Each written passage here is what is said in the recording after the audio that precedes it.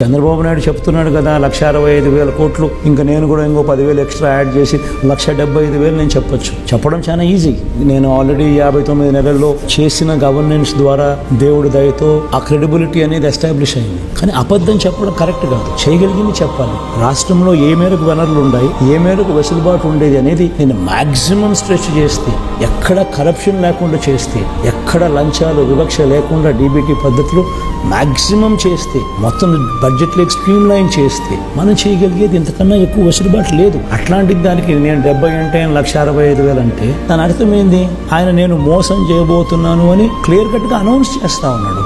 ఇంత దారుణంగా నేను మోసం చేయబోతున్నాను అని చెప్పి అనౌన్స్ చేస్తూ దాన్ని బుల్డోజ్ చేస్తూ తన అబద్ధాలు తన మోసాలతో ఈ దత్తపుత్రులు వీళ్ళంతా బుల్డోజ్ చేస్తూ చెప్పడమే ఒక ఆశ్చర్యం. అబద్ధం అని తెలుసు, మోసం అని తెలుసు, జరగదని తెలుసు.